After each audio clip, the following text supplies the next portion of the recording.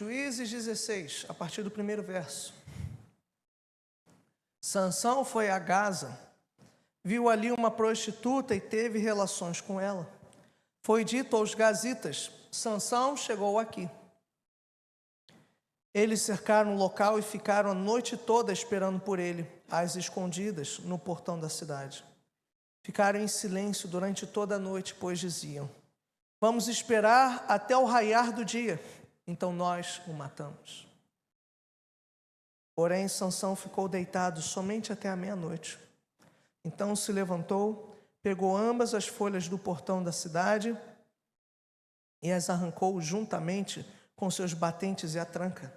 Pôs tudo sobre os ombros, levou ao alto do monte que está em frente de Hebrom. Depois disto, Sansão se apaixonou por uma mulher do vale de Soreque, a qual se chamava Dalila.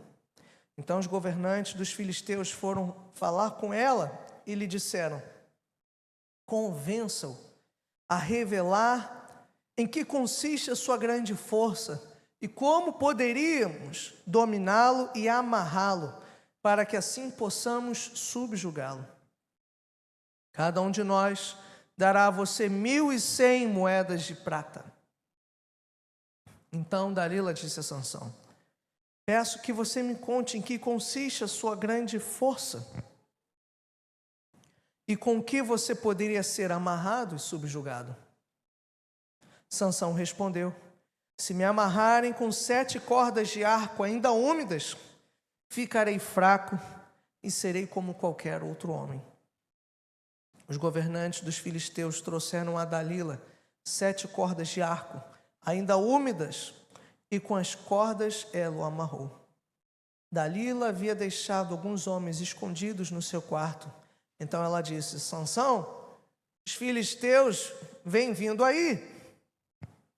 Mas ele arrebentou as cordas de arco, como se arrebenta o fio da estopa chamuscada que é colocada perto do fogo. Assim, não se soube em que consistia a força que ele tinha. Então Dalila disse a Sansão: eis que você tem zombado de mim e me falou mentiras. Agora, por favor, conte-me como você pode ser amarrado.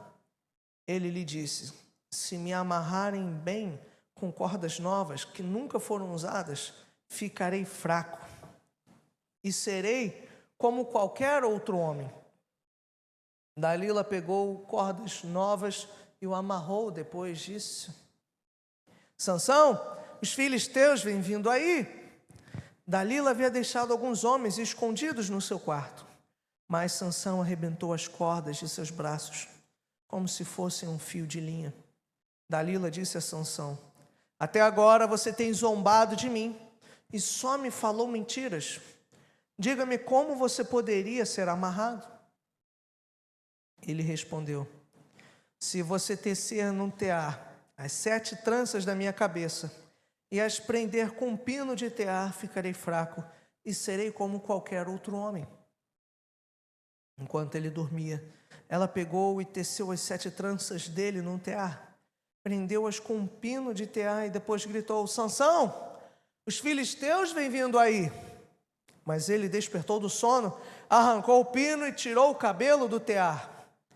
Então ela lhe disse: como você pode dizer que me ama, se não me revela o seu segredo? Por 3 vezes você zombou de mim e ainda não me contou em que consiste a sua grande força.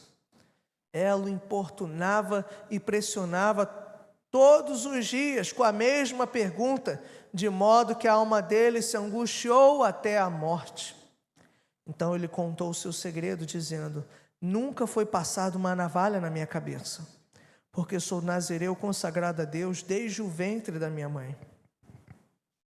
Se o meu cabelo for cortado, a minha força irá embora. Ficarei fraco e serei como qualquer outro homem. Quando Dalila viu que ele havia contado o seu segredo, mandou chamar os governantes dos filisteus, dizendo: venham mais esta vez, porque agora ele me contou o seu segredo. Então os governantes dos filisteus vieram até ela e trouxeram com eles o dinheiro. Dalila fez com que Sansão dormisse no colo dela E tendo chamado um homem, mandou rapar-lhe as 7 tranças da cabeça, e assim começou a subjugá-lo. Sansão havia perdido a sua força. Então ela gritou: Sansão, os filisteus vêm vindo aí. Ele despertou do sono e disse consigo mesmo: vou sair como nas outras vezes e me livrarei.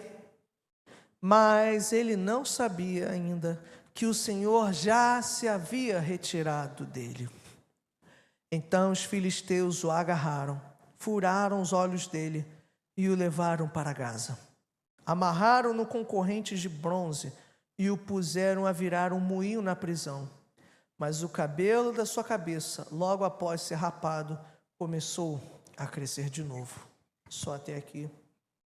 Amado Deus e Pai, fala conosco, Senhor, através da sua palavra. Renova-nos, Senhor, nessa noite. Tira toda inquietação, todo pensamento inoportuno.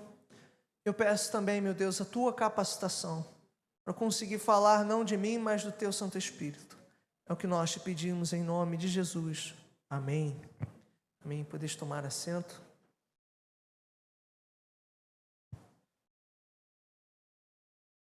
Ano passado teve um concurso muito famoso, eu não sei quantos aqui fizeram, que foi o concurso do INSS. Alguém chegou a fazer essa prova no passado? Alguns. Um concurso que teve mais de 1 milhão de inscritos. E interessante que um amigo meu, da minha outra igreja, ele passou nesse concurso, ele agora está numa agência lá no Rio. Mas no momento em que o nome dele saiu no Diário Oficial, saiu na rela, ali com o resultado, muitas pessoas começaram a procurá-lo e a perguntar qual o segredo para passar, qual o segredo do sucesso, qual o segredo para ter a vitória ali.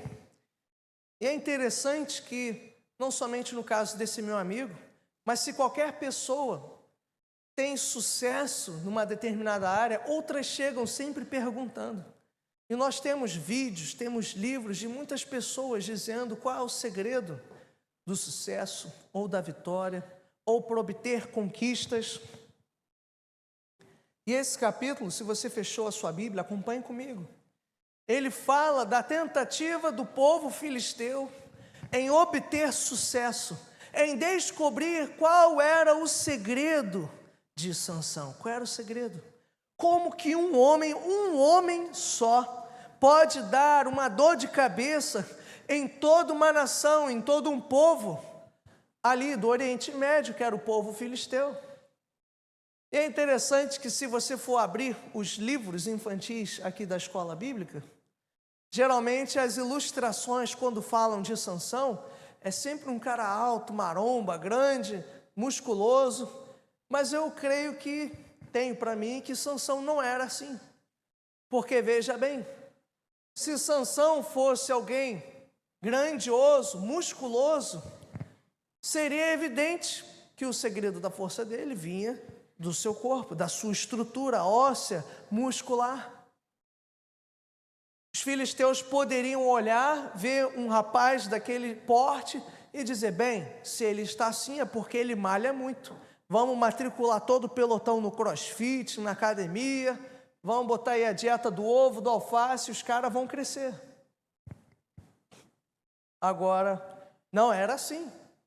Eu imagino que Sansão talvez fosse até aquele magro de ruim, que com a força as pessoas deviam olhar, rapaz, de onde vem essa força? Como que alguém com essa estrutura, com esse tipo de corpo, consegue derrotar pelotões, exércitos inteiros? Não eram vários Sansões, era um só. Um homem de uma nação conseguia derrotar os combatentes mais audazes do outro exército. E então eles começaram a sondar, a acompanhar os passos de Sansão para descobrir qual era a estratégia, qual era o segredo dele. Até que Sansão, ele conhece uma moça chamada Dalila, uma moça que não pertencia ao povo de Deus, uma moça pagã. E eles subornam Dalila. Cada um deles prometeu 13 quilos de prata. Se fosse somar, ia dar mais de 1.000. E outras traduções bíblicas trazem isso, fazem esse tipo de cálculo. Ela não tinha interesse amoroso nele, ela tinha interesse financeiro. E então, por 3 tentativas, ela joga o verde para cima de Sansão. Fala aí, meu amor, qual é o segredo da sua força? E Sansão, ele dá 3 mentiras. Não, pega uma corda que não foi usada. Não, agora põe então tiras úmidas para poder me prender, que vai tirar minha força, vai ser quase que a criptonita dele. E por 3 vezes, Sansão se livra. Eu tenho que, para mim também, que Sansão devia ser meio burro, porque por 3 vezes, os rapazes escondidos no quarto dela saem para matá-lo, e ele não se ligou que aquela mulher tinha ideias erradas. Tão apaixonado, tão cego no seu amor, pois é. E aí chega ao ponto em que ela se decepciona, ela talvez já de olho no dinheiro que ia receber dos filisteus. Diz aqui o verso, acompanhe comigo.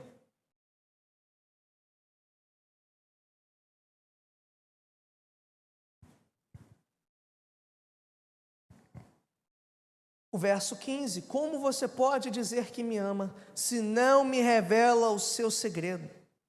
Por 3 vezes você zombou de mim e ainda não me contou em que consiste a sua grande força. Ela o importunava e pressionava todos os dias com a mesma pergunta, de modo que a alma dele se angustiou até a morte. Meus irmãos, pense numa pessoa chata. Você já conheceu alguém assim? Que a pessoa te perturba tanto. E aqui Sansão ficou a ponto de morrer. Imagine aquela mulher, acorda, vai tomar café, a mesma pergunta. E aí de tarde a mesma coisa, o tempo todo, a ponto dele preferir a morte. E aí ele chega e fala qual foi o segredo. Ele fala qual foi o segredo. Ele diz, nunca foi passada uma navalha, porque sou nazireu. O que é isso? O que é um nazireu? Não é porque veio de Nazaré, não é isso. Nazireu eram crianças separadas. A pessoa, a mãe, né, tinha ali o seu filho, e ela dedicava ele a Deus, e por dedicá-lo a Deus, ele crescia no templo. Ele não podia beber vinho, não podia cortar o cabelo, ele era criado de forma diferente, porque a vida inteira dele seria uma vida consagrada, seria uma vida para a obra e para a presença de Deus. Então perceba, o segredo de Sansão não era o cabelo, não é porque usava embeleze ou gel bosano, não era isso que trazia força, não era algo físico. A questão do cabelo é porque o cabelo representava um voto, representava uma vida consagrada diante de Deus. Ou seja, a força dele vinha do Espírito Santo. Por ele ter uma vida consagrada, por ele ter uma vida separada desde o seu nascimento, ele desfrutava de vigor físico. Ele desfrutava do que nenhum daqueles militares desfrutavam, porque ele havia sido criado como um homem de Deus, um homem consagrado. O cabelo era apenas a representação disso, era o símbolo desse voto. E ele fala para ela, e aí mais uma vez, ele dorme, ela faz o cafuné nele, ele cai no sono, ela chama os filisteus, chama os aliados, essa esposa traidora, e cortam o cabelo dele. E dessa vez ele achou, eu vou me livrar, até diz aqui o verso, vou sair como nas outras vezes e me livrarei. Mas de repente, não vem força.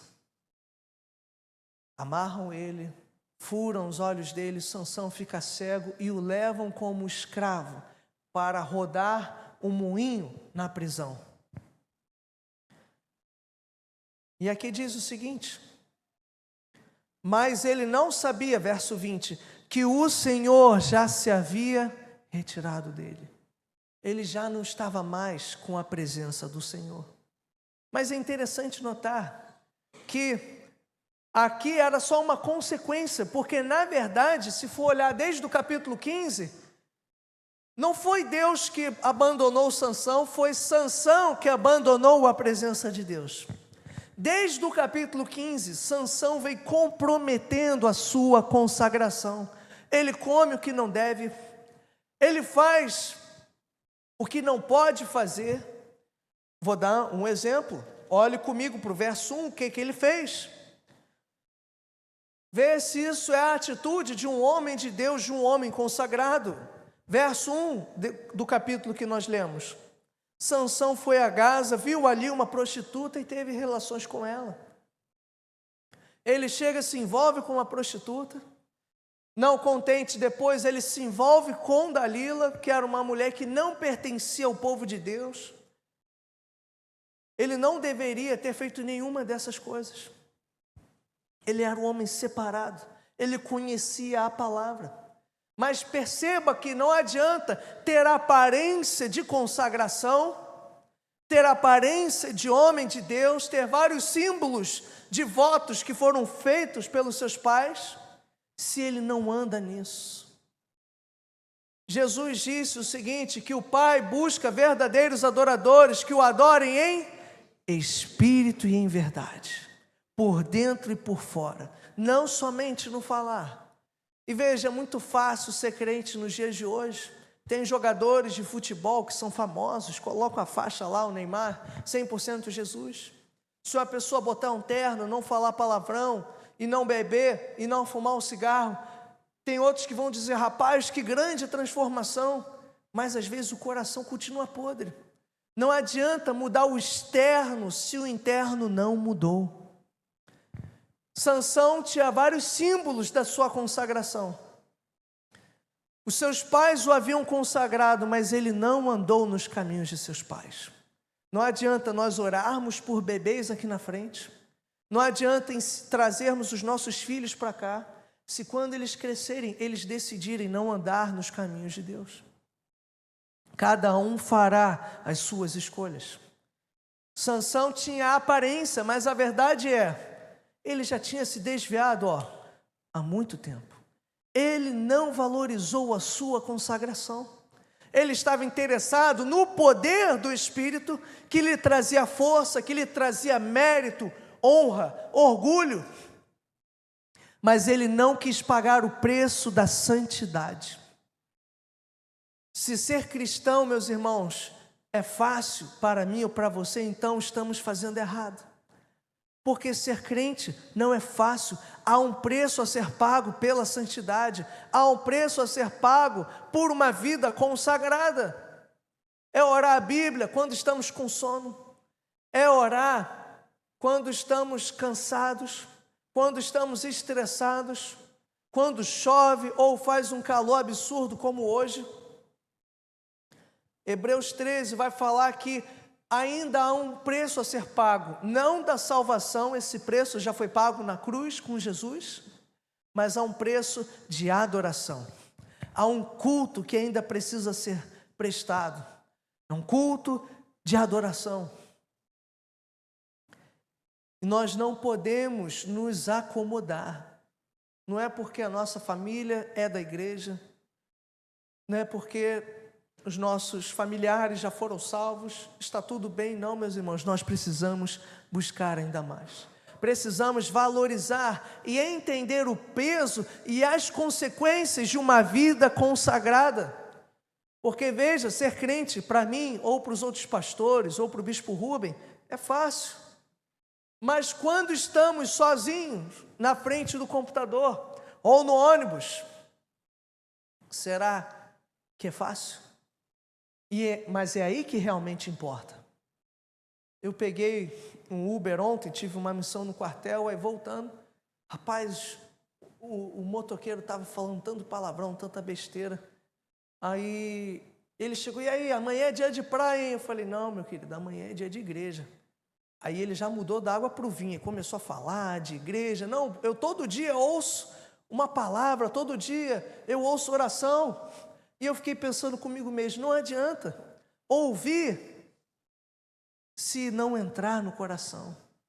Não adianta ouvir um hino gospel se do nosso interior não flui naturalmente. Você se pega adorando a Deus, você se pega queimando e desejando mais da presença do Senhor. O segredo de Sansão era uma vida consagrada, por mais que ele não tivesse valorizado. Mas não eram técnicas militares, não era whey protein, não era ali o treino da academia ou do crossfit. O segredo de Sansão era uma vida consagrada. E meus irmãos, esse segredo continua valendo ainda hoje. Porque o apóstolo Paulo vai falar na carta aos Romanos, capítulo 1, o justo viverá pela fé. Sem fé é impossível agradar a Deus. Como viveremos em fé sem ter uma vida consagrada? Não existe, não faz lógica. Ao ter uma vida consagrada, nós andaremos pela fé, através da palavra, através da oração, através pela busca do Espírito Santo. Estar na dependência de Deus é viver pela fé. E o que não é fácil. Se você olhar nos capítulos anteriores, temos a história de Gideão. Os midianitas estavam derrotando Israel. Deus separa Gideão e diz: monta um exército. Ele montou um exército. Deus olha para Gideão e diz: tem muita gente aí, Gideão. Manda esse povo para o RH, pede lá a carta, vou dar baixa na carteira, vão para casa. Aí Gideão vai lá: tá bom, Deus, tem agora tantos mil. Tem muita gente aí, Gideão, manda embora de novo. Imagine Gideão pensando: meu Deus, o que esse Deus está fazendo comigo? Como que eu vou guerrear com 300 soldados? Gideão deveria botar a espada quase que tremendo, porque eram poucas pessoas. Mas Deus havia dito para Gideão que ele estava diminuindo aquele exército para que eles não se ensoberbecessem, eles não se envaidecessem, eles não ficassem orgulhosos, para que depois de derrotarem os midianitas, eles não pudessem dizer: foi o nosso exército, foi o nosso pelotão, os nossos militares. Deus levou Gideão a um ponto praticamente de desespero. Quando Deus nos coloca na dependência, é basicamente o seguinte: ou Deus age, ou o barco afunda. Ou Deus intervém, ou vai dar tudo errado. Isso é dependência do Senhor. E muitas das vezes, Deus nos coloca propositalmente na dependência. Ou seja, dependência de Deus não é algo confortável. A gente canta, vou passando pela prova, dando glória a Deus, mas é com o joelho balançando de desespero, pedindo: Senhor, age, porque se o Senhor não agir, ou Deus abre o mar, ou Ele não abre. Ou Ele abre o caminho para o povo de Israel passar, ou vem os egípcios atrás e mata todo mundo. Isso é dependência de Deus. Não há outra opção, não há outra alternativa. Acabou os contatos, acabou o dinheiro, acabou os recursos, acabou as instâncias, ou Deus age, ou já era. Quando nós vivemos pela fé, nós andamos na dependência do Senhor. Mas só consegue viver pela fé quem tem uma vida consagrada. O segredo, meus irmãos, da vitória é uma vida consagrada, é uma vida de oração, é uma vida na palavra. Os filisteus olhavam para o físico, para o material. Sansão devia ter olhado para o espírito, para as coisas espirituais, que infelizmente nós subestimamos. Se alguém adoece, a primeira coisa que nós fazemos é procurar um médico, e não é que não deva. Se alguém tem problema financeiro, a primeira coisa que a gente faz é procurar um irmão que entenda de investimentos, ou procurar um advogado da igreja, um irmão que é da área do direito. Naturalmente nós agimos assim. Às vezes a gente coloca Deus em último lugar, quando na verdade Ele é o médico dos médicos, Ele é o Jeová Jirê, Ele é o Espírito da lei. Ele age onde o homem não age. Às vezes nós deixamos Deus como último recurso. Eu fico imaginando Deus olhando a gente, se descabelar e falando: rapaz, olha o que fulano está fazendo. Eu estou aqui com a resposta, ele está ali tentando, quebrando a cabeça de pessoa em pessoa, se Deus já tem todos os recursos na sua mão. Isso é viver pela fé, meus irmãos, e nós não podemos subestimar uma vida consagrada. Existem consequências físicas, materiais, ao buscar aquilo que é espiritual. No Novo Testamento, Jesus também vai dizer: buscar em primeiro lugar o reino de Deus e a sua justiça, e 50%? Só as questões financeiras ou só as questões da área da saúde Deus vai resolver? Não, todas as coisas vos serão acrescentadas. Se nós buscarmos uma vida consagrada, buscarmos o reino dele em primeiro lugar, Deus cuidará de tudo. Quantos aqui são pais e mães? Levanta a mão. Deixa eu lhe fazer uma pergunta. Seu filho, quando tinha 4, 5, 6 anos, ele levantava 4 da manhã preocupado em pegar o japeri para trabalhar?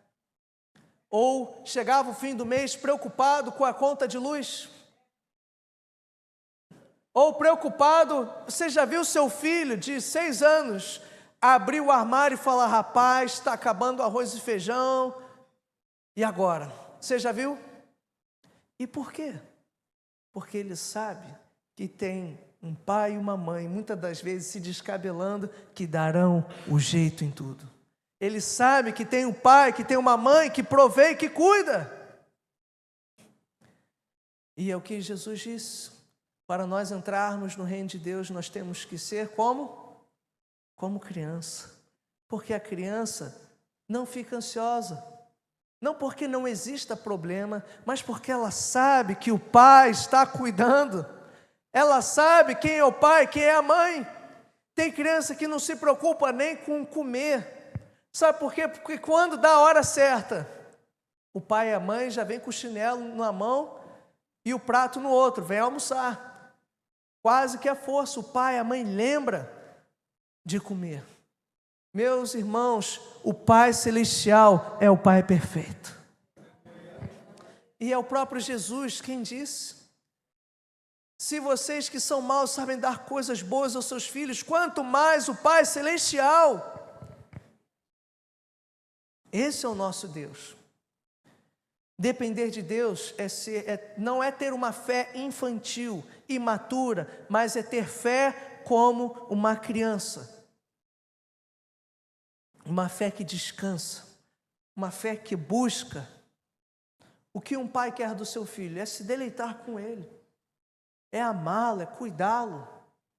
Pai nenhum espera retorno financeiro, no sentido que um filho pode devolver para um pai, em questão de custo, tudo aquilo que os pais dedicam de horas, de noite, de sono. Como uma criança vai pagar? Com amor, com carinho, com um abraço.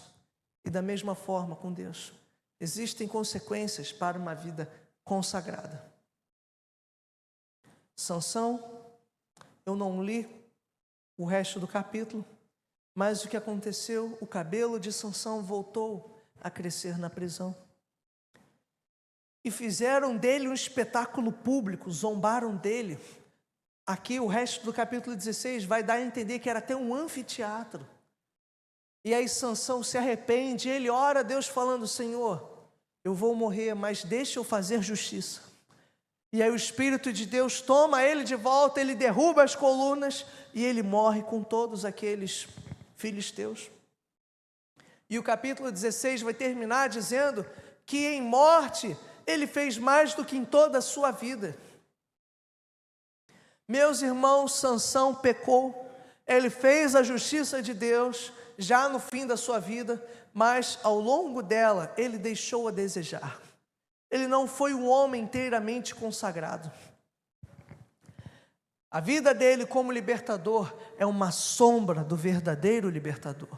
É uma sombra que aponta para Jesus, que diferente de Sansão, valorizou a sua consagração, nunca cometeu um pecado, não se envolveu de forma errada com prostitutas, pelo contrário, foi para pregar a salvação a estas mulheres. O próprio Cristo foi açoitado, foi feito um espetáculo público diante de Pilatos, de Herodes e dos judeus, e morreu na cruz. Ele morreu assim como Sansão. Sansão trouxe uma libertação temporária para Israel, mas Jesus traz libertação eterna para todo aquele que nele crê. Jesus é o libertador perfeito. Sansão falhou, mas Cristo não. Cristo foi um homem tão consagrado que através da sua ascensão, Ele nos deu o seu Santo Espírito, e através desse mesmo Espírito nós podemos ser homens e mulheres consagrados. Sem Ele não há salvação, sem Ele não há vida na palavra, sem Ele não há vida na oração. Se nós estamos capengando na nossa vida espiritual, talvez seja porque falta mais do Evangelho, talvez seja porque falta mais de Jesus em nossa vida. Nós precisamos dele, meus irmãos. É Ele quem nos ajuda. Ele ajudou os discípulos. Você sabia que uma criança no povo de Israel, lá no judaísmo, no bar mitzvah, que é a iniciação, a Bíblia fala ali de Jesus nos 12 anos. Por quê? Porque no judaísmo, 12 anos, na cultura deles, já é adulto. E ao entrar para a vida adulta, com 12 anos, veja bem, eles têm que decorar, recitar livros inteiros do Antigo Testamento. Eles memorizam, passam ali a infância inteira aprendendo em hebraico. E Jesus, então veja bem, os discípulos tinham passado por isso. Eles sabiam o que era oração, tinham conhecimento teológico, mas o próprio Cristo os ensina a orar. Ensina eles a orar, a buscar. Jesus sobe um monte, leva eles. Jesus vai fazer milagres, Jesus leva eles. Jesus é quem prepara. É Jesus quem nos ensina a orar. Não é tutorial do YouTube, é tempo na presença com o Espírito Santo, abrindo a palavra, abrindo a Bíblia. E Deus nos ensina a orar. Até mesmo aqui na igreja, Deus nos ensina a orar, Deus nos ensina a levar uma vida consagrada. Foi Jesus quem fez tudo isso, não somente foi um homem dedicado, como ensinou e quer nos ensinar de novo a valorizar. Horas antes de ser açoitado, suando sangue, tamanho estresse, Jesus não está enchendo a cara, não está tentando fugir da realidade. O que Jesus estava fazendo? Estava de joelho no Getsemane. Estava orando, estava buscando. Às vezes vem problemas sobre a nossa vida e a gente faz tudo menos buscar a face do Senhor. Mas ele entendia que o segredo para encarar a cruz, para encarar a morte, estava numa vida consagrada, estava numa vida de oração, numa busca pela presença do Senhor, mesmo sendo Deus. Meus irmãos, eu e você vamos sofrer. Eu não sei se você sofre perseguição no seu trabalho ou se é estressante. Desde que eu voltei para o exército, eu estou triplicando meu número de cabelos brancos. Olha, eu vou dizer que às vezes o inimigo é criativo em gerar situações de estresse. Mas eu sei que se eu for para um emprego multimilionário, vai ter problemas da mesma forma, vai ter sofrimento, vai ter dor da mesma forma. Nós fomos criados para isso. A carta de Pedro, você pode ler depois em casa. Pedro vai falar sobre o propósito de Deus no sofrimento. O crente não reclama que existe sofrimento, não. Porque nós vamos sofrer, meus irmãos? Neste mundo tereis aflições. A questão não é se sofreremos, mas como sofremos. Nós precisamos de uma vida consagrada, não para fugir do sofrimento, mas para batalhar nessa vida difícil. Se está difícil, tente sem orar, vai piorar. Se está ruim, tente sem ter uma vida consagrada, sem palavra, sem oração. Meus irmãos, o justo viverá pela fé, sem fé vai morrer. Nós precisamos, não somente para ter sucesso, para avançar neste mundo, mas para sobrevivermos, é somente debaixo de uma vida consagrada, é orando. Você está lá na frente do seu patrão, se impõe uma situação, se você não tiver ali no Wi-Fi ligado com Deus, porque tem crente que está em modo avião, já era, vai perder a oportunidade. Nós precisamos estar orando o tempo todo, se alimentando da palavra.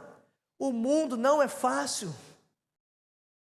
E aí tem crente que fica igual aquele personagem antigo, quem lembra? Ó céus, ó vida. E eu pergunto, já orou? Já leu a palavra? Porque a palavra se renova. As misericórdias do Senhor se renovam a cada manhã. A misericórdia dele amanhã não é a mesma de hoje, mas nós precisamos disso diariamente. Não é fácil, é difícil, mas sem Deus será pior. E às vezes Deus quer que nós aumentemos a intensidade da nossa oração.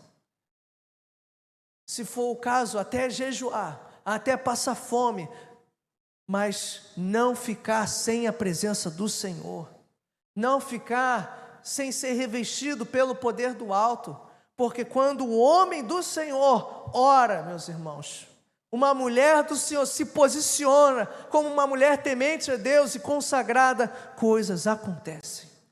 Deus se move, meus irmãos, não através de qualquer pessoa. Deus é santo, sabe o que é santo? É puro. Deus não usa crente imundo, pessoas em pecado. Deus quer usar pessoas santas, pessoas separadas. Veja bem, na pandemia, estava eu e minha esposa dentro de casa, assim como todo mundo, numa cidade que nós não conhecíamos ninguém. Chegamos lá em Garanhuns, tudo fechou. Começou o desespero, e aí eu comecei a pegar receita de pizza, vou cozinhar para passar o tempo. Lili foi minha cobaia, e Lili começou a mexer com planta. Aí um dia, estou lá no quarto, estudando, percebo muito silêncio na casa. Quando chego na varanda, está a Lili usando tudo de cozinha para mexer na terra e com planta. Usando lá o tabuleiro, não sei o que, e colher de arroz e não sei o que, tudo mexendo com terra. E eu falei, meu Deus do céu, vai jogar fora, hein? Eu não vou cozinhar depois com isso daí, não. Por quê? Porque sujou, perdeu a utilidade, mexeu com terra. Se eu fosse cozinhar, todo mundo ia passar mal, ainda mais com os gatos da vizinha, a terra cheia de coisa de gato. Meus irmãos, Deus não usa qualquer instrumento, Deus usa instrumentos santos. Deus usa homens e mulheres santos. Santo é separado, santo é limpo, é puro, é consagrado. Mas às vezes nós temos pecados. Pecamos contra a nossa esposa, contra os nossos maridos, contra os nossos filhos. Temos pecados ocultos. Como Tiago vai falar, eu li essa passagem, que há pecado que gera enfermidade, mas nós precisamos nos arrepender e valorizar e ter diante de nós a importância de uma vida consagrada. E Deus é o maior interessado em purificar, em nos perdoar, para que nós sejamos